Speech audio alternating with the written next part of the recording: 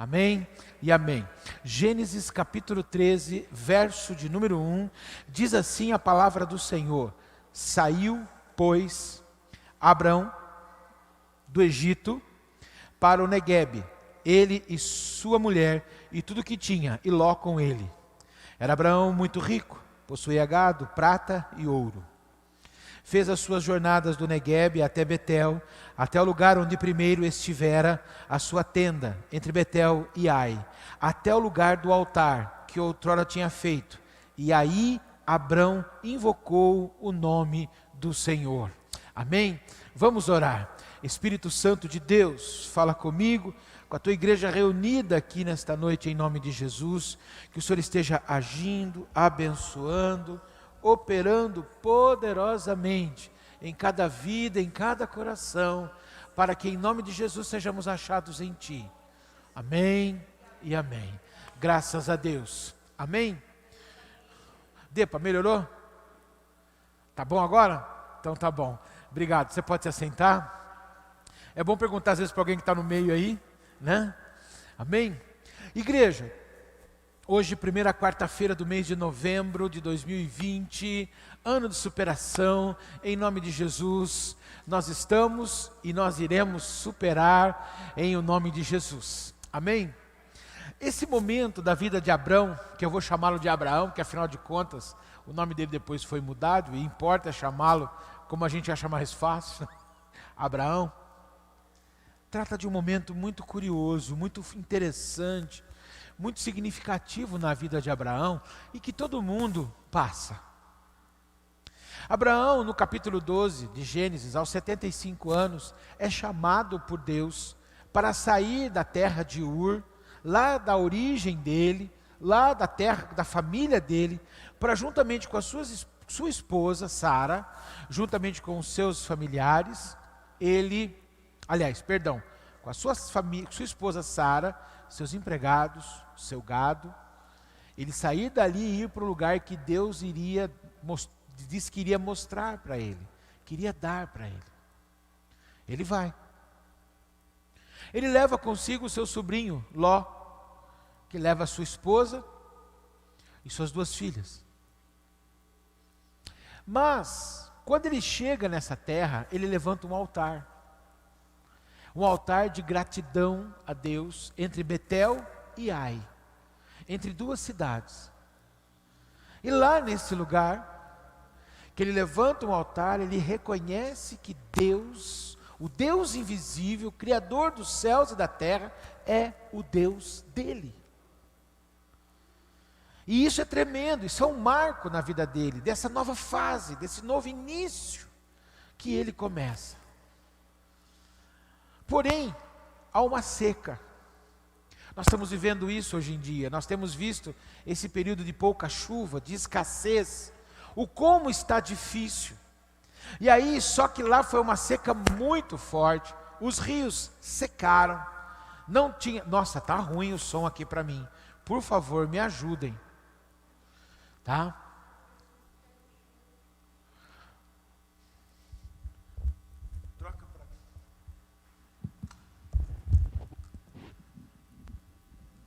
E é um período em que ele, melhorou, né? É um período em que ele, por conta dessa seca, ele vê como saída, como resultado para ele, o ir para o Egito. Então entenda bem isso. Ele vai para o Egito, quando ele chega lá, ele tinha uma esposa muito bonita, Sara. Sara então, bonita, atraente, o faraó estende o olho para ela e ele disse: diga que você é minha irmã, porque eles eram primos de sangue, de primeiro grau. Então ele diz: fala que é minha irmã. Ela então cumpre essa palavra, mas faraó vê isso, porque ele tenta casar-se com ela. Enquanto ela se preparava para o casamento, o texto bíblico diz, o Senhor pune o faraó. O faraó então descobre que se trata da mulher de Abraão e manda ele embora, manda ele de volta. Abraão então, frustrado, decepcionado, envergonhado, ele volta para o lugar que ele tinha feito o primeiro altar, entre Betel e Ai. Sabe, irmãos, muitas vezes nós passamos por dificuldades, passamos por problemas, porque nós começamos a entender algo às vezes um pouco distorcido. Deus tem a sua vontade sobre a sua vida. A vontade de Deus, segundo Romanos 12:2, é boa, perfeita e agradável. Amém? Mas boa, perfeita e agradável, segundo a boa palavra de Deus, a perfeita palavra de Deus, que será um resultado agradável para a nossa vida.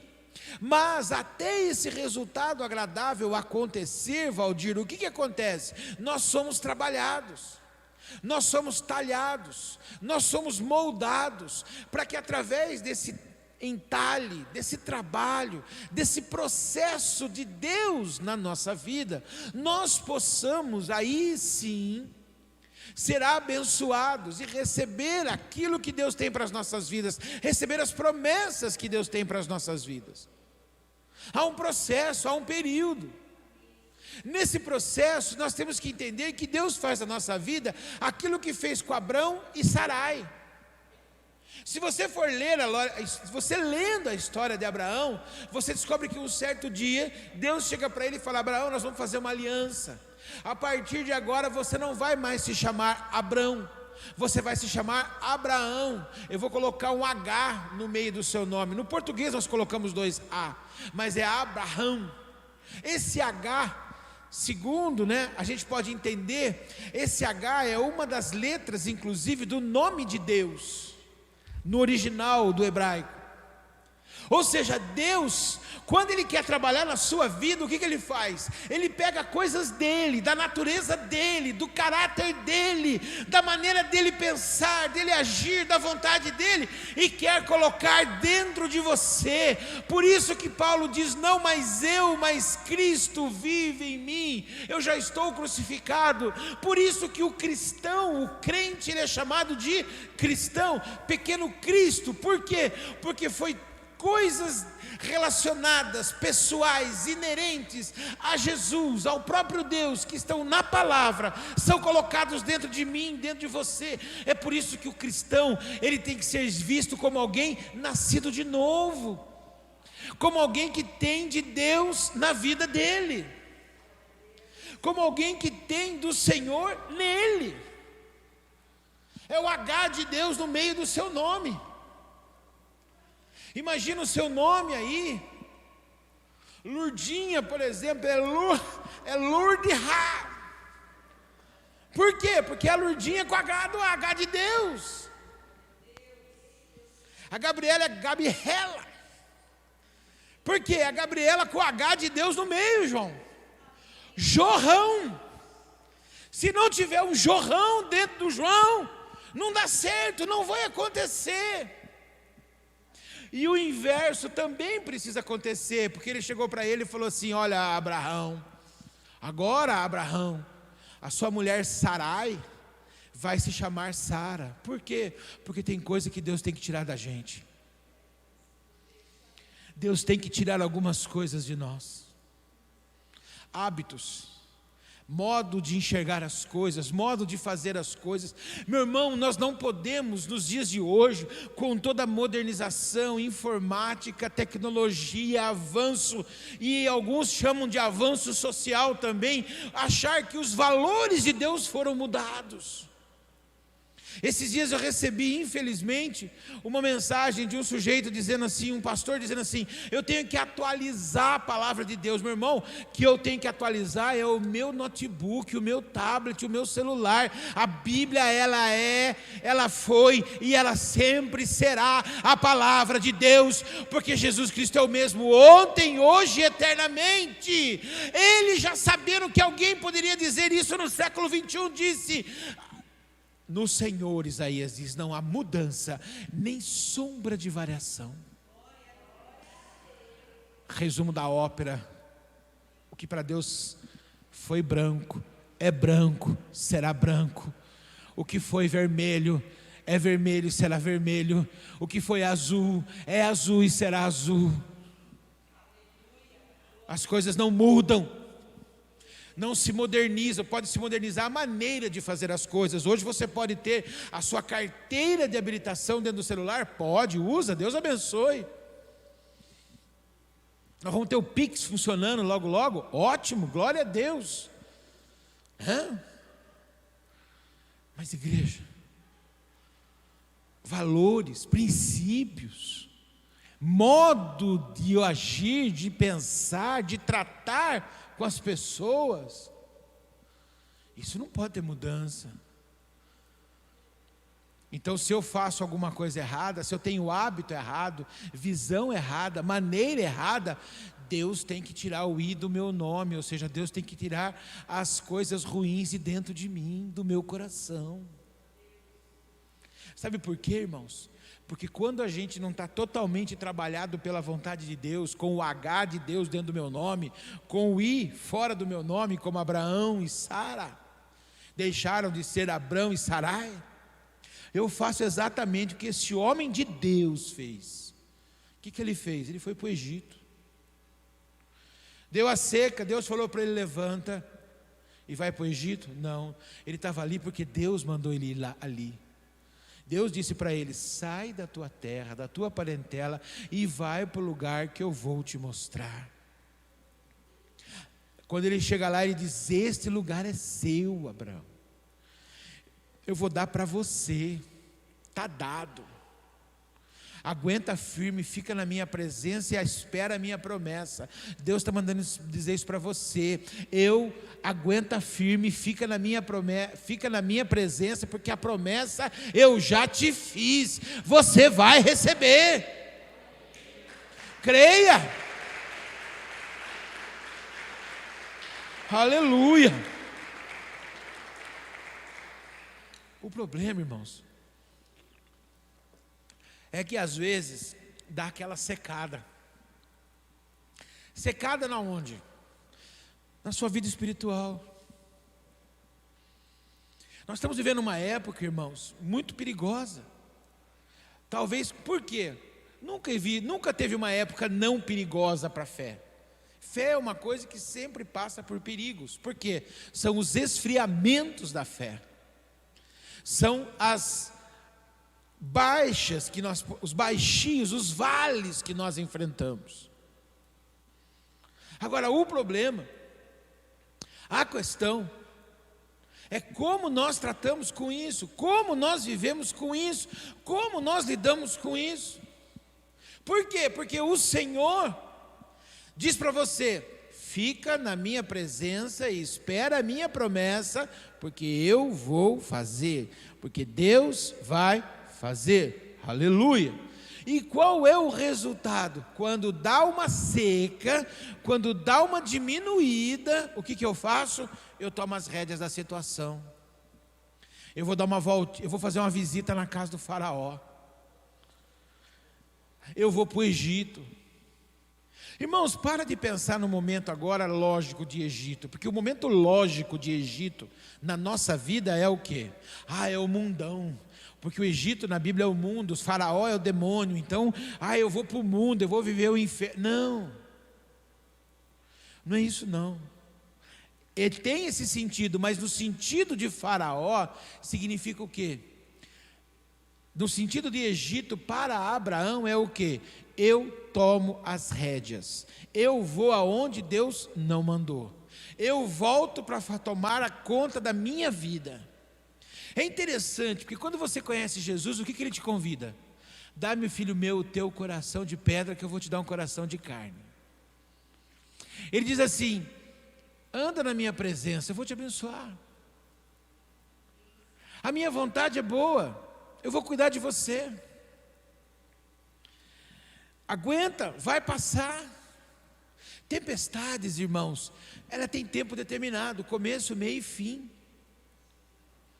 E ela é curta, perto, e pequena, perto da maravilha que é a boa mão do Senhor sobre nós. O problema é que ela agita, ela balança a tempestade. A dificuldade, ela vem contra nós, ela vem. O problema é como você faz a gestão desse momento. Como assim, pastor? Como que eu administro isso? Eu tenho duas opções. Eu estou com a minha tenda, com a minha vida, com o meu coração montado, como estava de Abraão, em Canaã. Eu estou com a minha tenda, com a minha vida, com o meu coração aberto, montado na presença de Deus. Vem a luta, o que eu faço? Você quer ver o que é ir para o Egito? Eu não vou na igreja até passar o problema. Estou cansado de ouvir isso.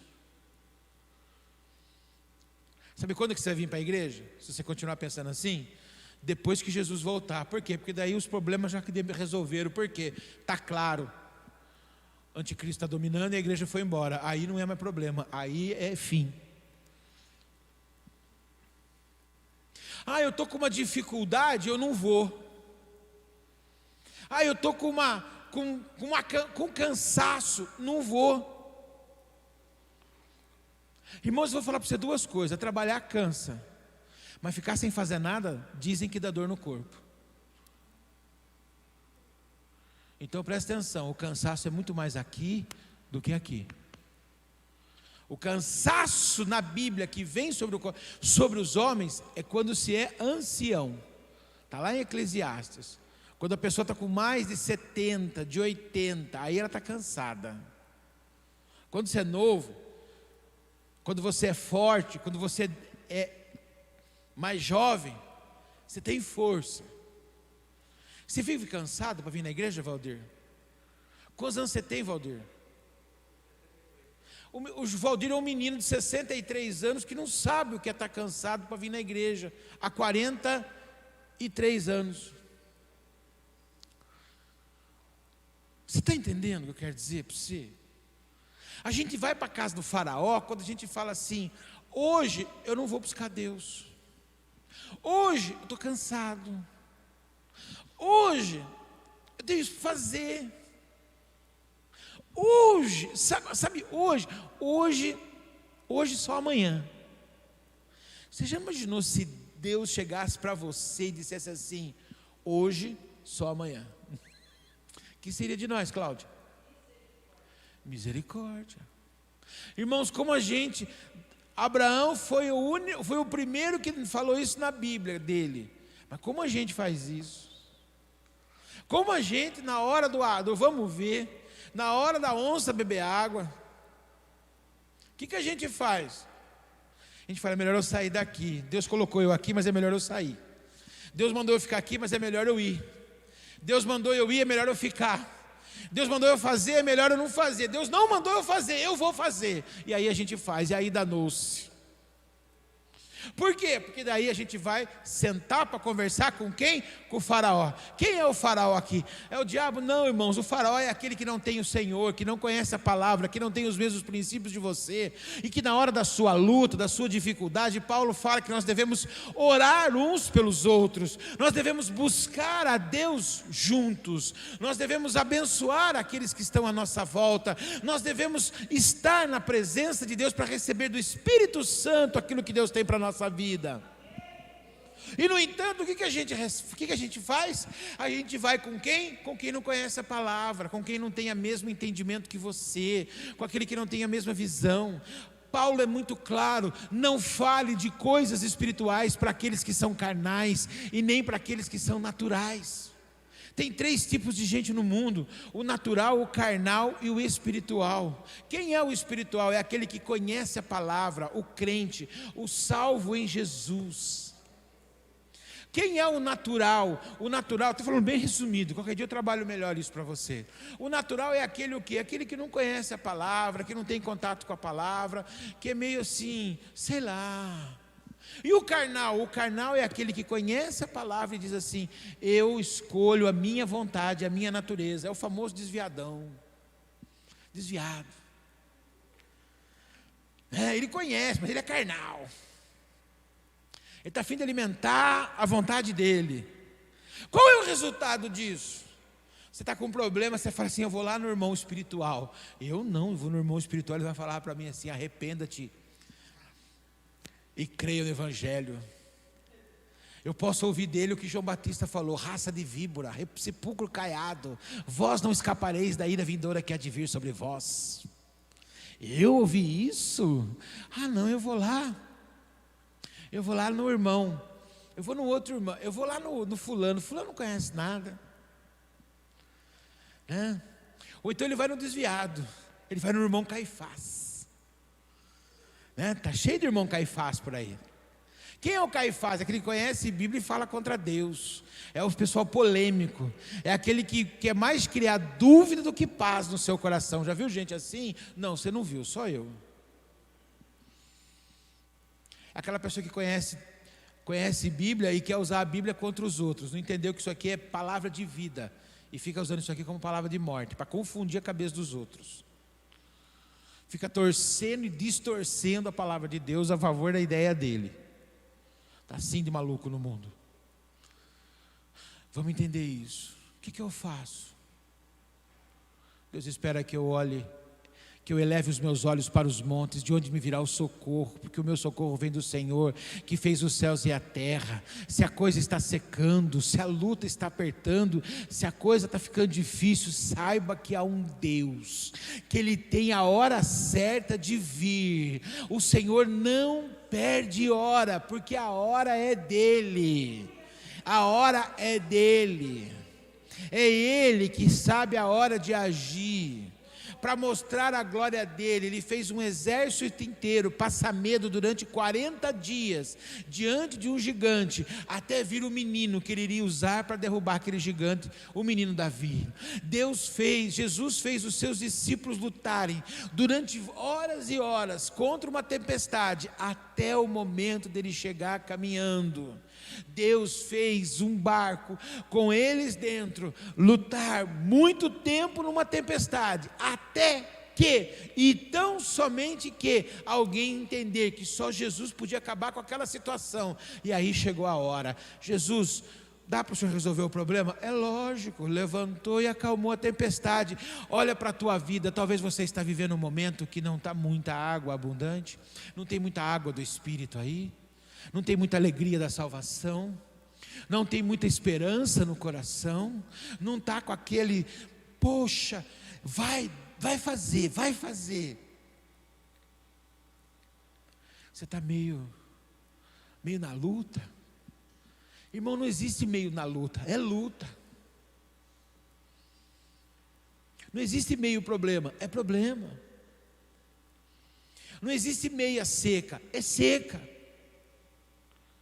Você tem a opção agora. Qual é a opção? A opção, pastor, eu vou lá no Egito bater um papinho com o faraó. Rapaz bom, legal, ele vai me dar umas coisas. Entenda bem uma coisa, ir para o Egito é buscar na mão de homens. Quer ver um exemplo de Egito hoje? Buscar na mão de homens aquilo que Deus vai fazer. Rafael deu um testemunho aqui. Qual foi o testemunho? Está com a arca em casa? Foi buscar da mão de Deus o que Deus podia fazer. E Deus fez. O telefone toca. É muito comum nos dias de hoje, com 14 milhões e meio de desempregados, o ex-patrão ligar na tua casa e falar: você não quer vir trabalhar comigo? Estou te convidando. Quer? Vem. É Deus nesse negócio. Por quê? É ficar na Canaã. É ficar ali onde a tenda foi feita segundo a direção de Deus. É não abrir mão da vontade, é não abrir mão da palavra, é não abrir mão da direção de Deus. Deus te colocou aonde você está, permaneça. Deus te colocou na vontade dEle, Deus te colocou na igreja dEle, Deus te colocou no emprego dEle, Deus te colocou na família dEle, Deus te colocou no contexto que Ele quer você. Então aguenta firme, não tem nada para buscar no Egito, não tem nada para buscar na cabeça daqueles que não conhecem o seu Deus, não tem nada para buscar longe da palavra e da vontade, porque o Senhor te resgatou, te tirou do império das trevas e te trouxe para o reino do Filho do seu amor.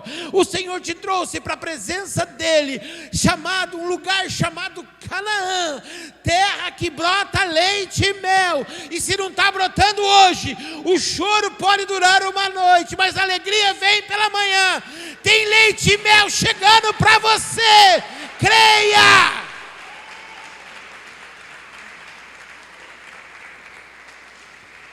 Creia.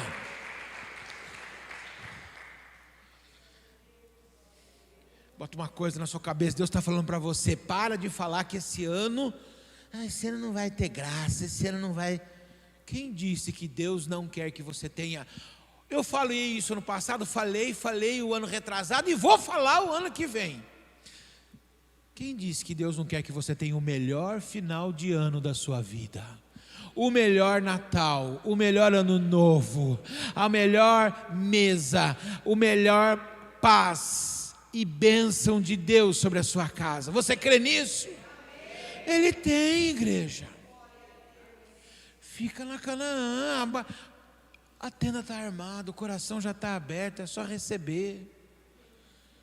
Pastor, por que o senhor falou que o senhor falou isso no passado, falou esse ano e falou ano que vem? Porque eu tenho que profetizar coisa boa, sempre.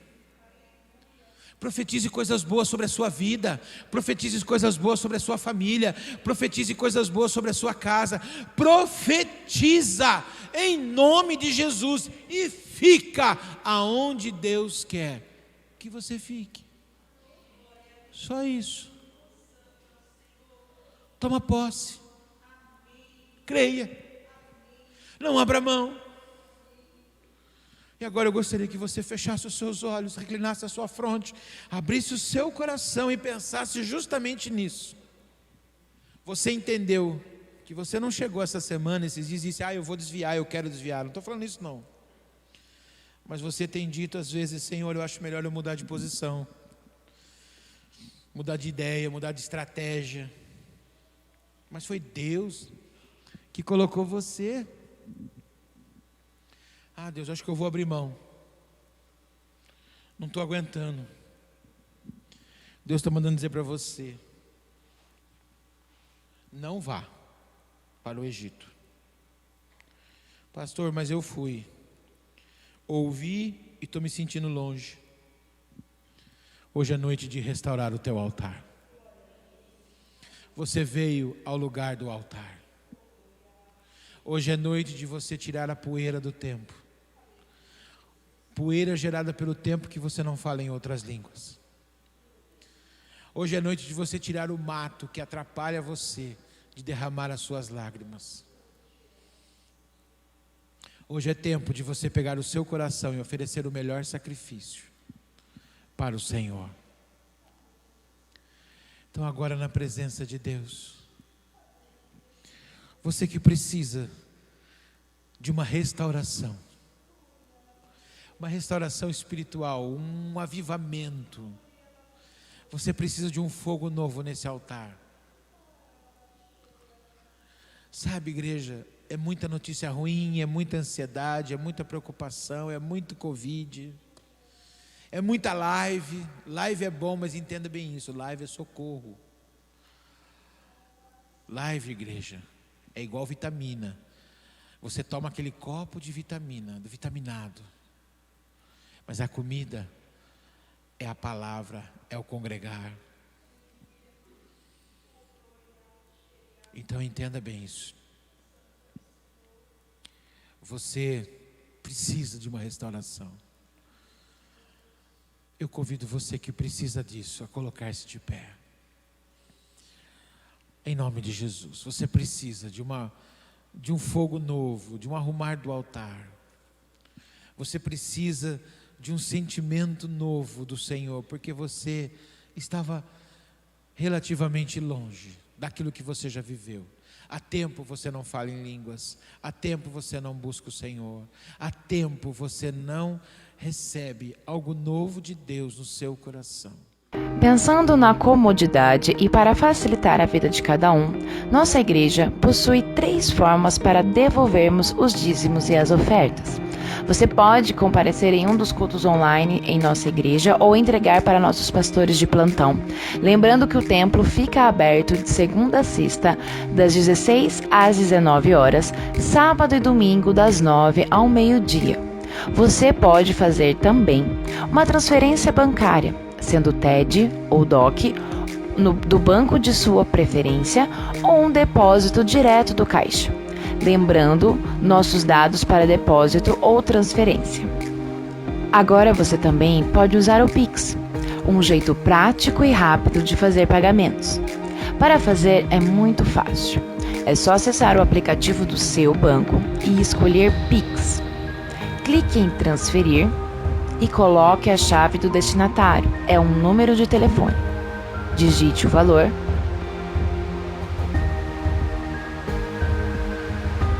Confirme os dados da conta e clique em confirmar transferência. Pronto! Transferência realizada com sucesso. A palavra de Deus diz em Malaquias 3:10: Tragam o dízimo todo ao depósito do templo, para que haja alimento em minha casa. Ponham-me à prova, diz o Senhor dos Exércitos, e vejam se não vou abrir as comportas dos céus e derramar sobre vocês tantas bênçãos que não terão onde guardá-las. Esta é a nossa igreja. Não importa onde estivermos, estaremos sempre conectados. Que Deus te abençoe. E lembre-se, a igreja não para.